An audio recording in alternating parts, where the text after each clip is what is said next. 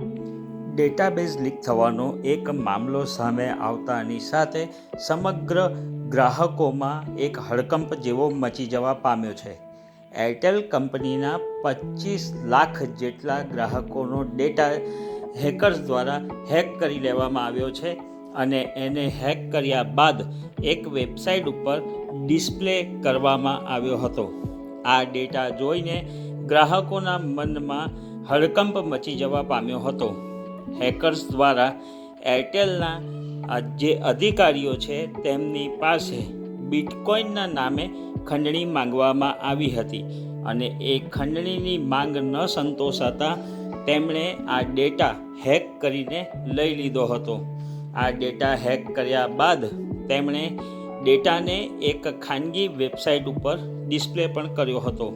ડિસ્પ્લેની કેટલીક તસવીરો હું આપને બતાવવા માંગીશ, પરંતુ આ ડેટા સૌથી વધારે જમ્મુ અને કાશ્મીરના લોકોનો લીક થયો છે. ગ્રાહકોના ડેટા લીક થવાનો આ પ્રથમ મામલો નથી, પરંતુ હેકર્સ દ્વારા વારે ઘડીએ આ પ્રમાણે ડેટા હેક કરીને લઈ લેવામાં આવતો હોય છે અને ત્યારબાદ એ ડેટાને અન્ય કંપનીઓને વેચી દેવામાં આવતો હોય છે.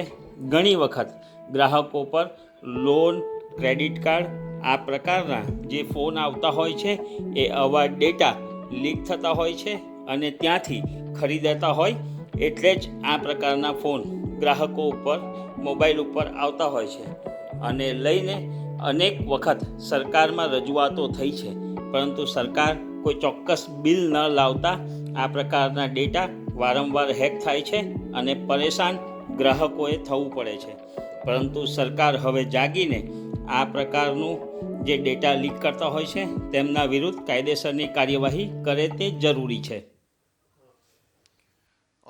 જેમ અત્યારે અલગ અલગ સોશિયલ મીડિયા અને અલગ અલગ જે મીડિયા હાઉસીસ છે તેના પ્રમાણે આવા ઘણા બધા મેસેજીસ સર્ક્યુલેટ થાય છે કે એરટેલ જે છે તેમના જે બી યુઝર છે તેમના બધા ડેટા જે છે તે કોમ્પ્રોમાઇઝ થયા છે. આ જે વસ્તુ છે તે અત્યારે ખૂબ વાયરલ થઈ રહ્યું છે અને એવા બી ઘણા વિડીયોઝ વાયરલ થઈ રહ્યા છે કે જેમાં આ જે હેકરો છે તેમણે એરટેલ કંપનીના જે બી ઓફિશિયલ એક્ઝિક્યુટિવ્સ છે તેમની સાથે કન્વર્ઝેશન કર્યું છે અને કન્વર્ઝેશનની અંદર એ લોકોએ આ જે પર્ટિક્યુલર ડેટા છે તેની સામે એક રેન્સમ માંગ્યું છે વિચ ઇઝ નિયર અબાઉટ $3,500 જે છે ઇન ધ ફોર્મ ઓફ બિટકોઇન્સ.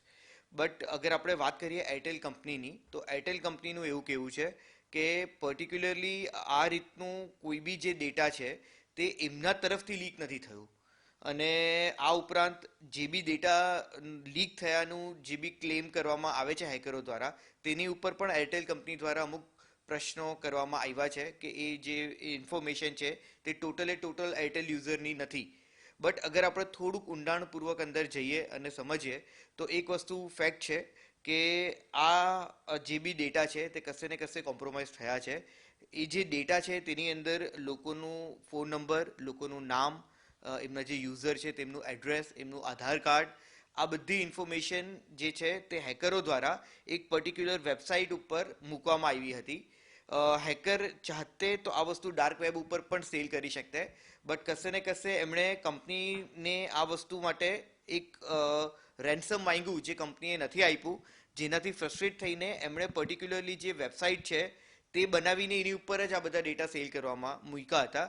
આ જે ડેટા છે તે નિયર અબાઉટ 25 લાખ યુઝરના જે ડેટા છે તે ડિસ્પ્લે કરવામાં આવ્યા હતા અને કશે ને કશે અગર આપણે જોઈએ તો એ જમ્મુ એન્ડ કાશ્મીરના જે બી એરટેલ યુઝર છે તેમના ડેટા છે. હવે એક બીજી વસ્તુ એ છે કે હેકરો દ્વારા એવું ક્લેમ કરવામાં આવ્યું છે કે તેમની પાસે એરટેલના ઇન્ડિયાના જેટલા બી યુઝર છે તે બધાના ડેટા કશે ને કશે અવેલેબલ છે. હવે આ વસ્તુ ઘણી મહત્વપૂર્ણ થઈ જાય, કારણ કે અગર લીગલ ઇન્ફ્રાસ્ટ્રક્ચરની વાત કરીએ તો 2018માં ડેટા પ્રોટેક્શન બિલ જે છે તે ડ્રાફ્ટ થઈ ગયો હતો, બટ હજી લગીન ઇમ્પ્લિમેન્ટ નથી થયો.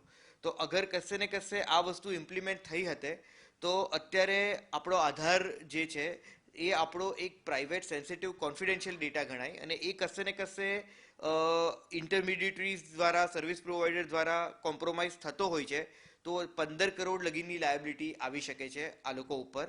આ ઉપરાંત આઈટી એક્ટના સેક્શન 43 કેપિટલ એ છે, સેક્શન 85 છે, અને આઈપીસીના પણ બીજા ઘણા બધા સેક્શન છે જેના દ્વારા પણ આ જે સર્વિસ પ્રોવાઈડર હોય તેને આપણે લાયબલ કરી શકીએ અગર એવું કંઈક પ્રૂવ કરવામાં આવે કે એમણે રિઝનેબલ સિક્યુરિટી પ્રેક્ટિસ જે છે તે નથી ધ્યાનમાં રાખી અને એમના તરફથી આ જે ડેટા છે તે કોમ્પ્રોમાઇઝ થયો હોય તો.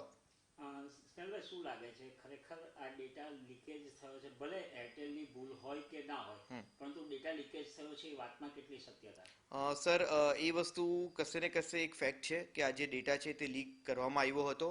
જે બી હેકર છે તેમણે આ જે ડેટા છે તેને પર્ટિક્યુલરલી વેબસાઇટના ફોર્મમાં વેબ જે ગૂગલ છે કે કશેથી બી એ રીતનું તમને ડિસ્પ્લે કરવામાં આવ્યું હતું કે કોઈ પણ યુઝર જે છે તે એને એક્સેસ કરી શકે છે. બટ હવે આ જે વેબસાઇટ છે તે ટેકડાઉન કરી દેવામાં આવી છે, એટલે અત્યારે એ ડેટા ડિસ્પ્લેડ નથી. બટ આ તો ખાલી એક સેમ્પલ હતો જે બી હેકર છે તેમણે ડિસ્પ્લે કર્યો હતો. એમણે જે ચેલેન્જ કર્યું છે ને એમણે જે માહિતી આપી છે તેના અનુસારમાં અકોર્ડિંગ ટુ ધેમ એમની પાસે ઇન્ડિયાના જેટલા બી એરટેલ યુઝર છે એ બધાના ડેટા ઉપલબ્ધ છે, which is very risky thing. સૌથી મહત્વની વાત એ છે કે એરટેલે પોતે કઈ રીતે સાયબર સિક્યુરિટી રાખવી જોઈતી હતી કે જેથી કરીને આ પ્રશ્ન ઊભો ન થાય. એરટેલ ક્યાં નિષ્ફળ થયું છે? એઝ અ સાયબર એક્સપર્ટ તમે શું માનો છો? સર, અત્યારે જે લોકડાઉનનો એક ફેઝ આપણે બધા જોઈ ચૂક્યા છે, હજી બી જોઈ રહ્યા છે, તો તેમાં ઘણી બધી એવી કંપનીઝ છે કે કશે ને કશે જે સિક્યોરિટીની આપણી જે પ્રેક્ટિસીસ છે તેઓ કદાચ પ્રોપરલી ઇમ્પ્લિમેન્ટ નથી કરી શક્યા અને એમના રિઝલ્ટમાં કશે ને કશે એમનો જે ડેટા છે તે કોઈક હેકર કોઈક બી રીતના લીક કરીને કોઈક બી રીતના એમની પાસે રેન્સમ માંગે છે. આવી ઘણી બધી મલ્ટીનેશનલ કંપનીઝ છે કે જેમની સાથે આવા એક્સપિરિયન્સીસ થઈ ચૂક્યા છે. જ્યાં લગીન આ વિષય ઉપર કડક ઇન્વેસ્ટિગેશન નહીં થાય ત્યાં લગીન કઈ રીતના અને ક્યાં તેઓ નિષ્ફળ રહ્યા છે તે આપણે નહીં કહી શકીએ. એટ પ્રેઝન્ટ તો એમણે એ વસ્તુ એક્સેપ્ટ પણ નથી કર્યું કે એમના દ્વારા આ જે બી ડેટા છે તે કોમ્પ્રોમાઇઝ થયો છે. બટ આ જે એમનો જવાબ છે તે બહુ ડિપ્લોમેટિક જવાબ છે, કારણ કે એમણે એવું કીધું છે કે એમના દ્વારા આ વસ્તુ લીક નથી થઈ, બટ ઇટ ડઝન્ટ મીન કે એ વસ્તુ લીક નથી થઈ. એમના સિવાય કોઈ થર્ડ પાર્ટી હોય કે કોઈ બી એવા બીજા સર્વિસ પ્રોવાઈડર હોય જેના દ્વારા એરટેલના આ જે ડેટા યુઝરના છે તે લીક થયા છે. તો આ વિષય ઉપર કડક એક ઇન્વેસ્ટિગેશન થવું જોઈએ.